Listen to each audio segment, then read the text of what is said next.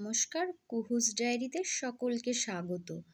আমি কিভাবে বাসন্তী পোলাও বানাই সেটাই আজ তোমাদের সাথে শেয়ার করব। রেসিপিটি কিন্তু সম্পূর্ণ আমার। তার জন্য আমি নিয়েছি একদম ছোট ছোট যে গোবিন্দভোগ চাল, সেই গোবিন্দভোগ চাল। চালটাকে আমি জল দিয়ে ভালো করে ধুয়ে ঝরিয়ে রেখেছিলাম 10 মিনিট। যেহেতু আমি ইনস্ট্যান্ট বানিয়েছি তাই আমি 10 মিনিটই রেখেছি। আর লাগছে কাজু, কিশমিশ, আর আমি নিয়েছি মটরশুঁটি। এবার কড়াইতে আমি সাদা তেল দেব। আমি কিন্তু এটা ঘি দিয়ে করব না, আমি সাদা তেল দিয়েই করব। ড্রাই ফ্রুটসগুলো আমি হালকা ভেজে নিয়েছি। এবার ওই তেলেই আমি 2টো তেজপাতা ফোড়ন দিয়ে তার মধ্যে আদা গ্রেট করে রেখেছি আর কাঁচা লঙ্কা, সেটা দিয়ে কিছুক্ষণ ভেজে নেব। হালকা ভাজা হয়ে গেলেই জল ঝরানো যে চালটা সেটা আমি দিয়ে দেব। যেহেতু আমি 10 মিনিট রেখেছি তাই ভালো মতো জলটা কিন্তু ঝরেনি, হালকা জল ছিলই। তাই আমি এই প্যানেই আমি জলটাকে একটু শুকনো করে নেব। তোমরা কিন্তু এরকমভাবেই করো, দেখবে কোনো অসুবিধা হবে না। কিছুক্ষণ ভাজার পরেই এর মধ্যে আমি নুন, হলুদ আর গরম মশলা গুঁড়ো দিয়ে দেব। দিয়ে বেশ মিডিয়াম আঁচেই আমি ভাজতে থাকবো। ভাজতে ভাজতে যখন চালটার মধ্যে চির ধরবে, ঠিক সেই মুহূর্তেই ফোটানো গরম জল, কতটা পরিমাণ বলো তো?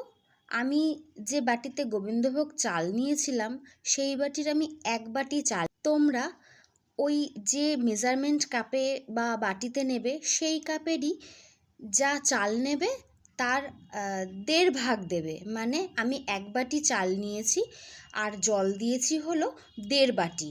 2 বাটি দিলে জানো তো নরম হয়ে যায়। আমি অনেকবারই করেছি, যা চাল তার ডবল হচ্ছে জল, কিন্তু যতবারই করেছি ততবারই না একটু নরম নরম হয়ে গেছে। এবার দেখো গরম জলটা আমি দিয়ে জোর কম দিয়ে আমি 10 মিনিট ঢেকে রেখে দিয়েছি। আর এই প্যানের যেই মুখটা ছিদ্র ছিল সেটাকে আমি কাগজ দিয়ে বন্ধ করে নিয়েছি। 10 মিনিট রাখার পরে ঢাকাটা খুলে দেখো উপরটা কিন্তু বেশ শুকনো হয়ে গেছে, কিন্তু নিচের দিকে কিন্তু হালকা জল জল রয়েছে। তোমরা দেখলেই বুঝতে পারবে। এই যে দেখো হালকা জল জল রয়েছে। ঠিক এই রকম অবস্থার মধ্যেই আমি চিনি দিয়ে দেব। তোমরা তোমাদের স্বাদ মতনই চিনিটা দিও। আমরা একটু মিষ্টি কম খাই তাই একটু চিনিটা কমই দিয়েছি। আর দিয়ে দিয়েছি হলো ভেজে রাখা ড্রাই ফ্রুটস। এবার ভালো করে মিলিয়ে এটাকে আমি গ্যাস বন্ধ করে 10 মিনিট ঢাকা দিয়ে রেখে দেবো। পাক্কা ঘড়ি ধরে 10 মিনিট, এর বেশি কিন্তু রাখবো না। তো দেখো আমি এই যে ঢেকে 10 মিনিট রেখে দিয়েছি। বাসন্তী পোলাও মানেই যে জল ঝরিয়ে সমস্ত মশলা দিয়ে মেখেই করতে হবে এমন কোনো কথা নেই।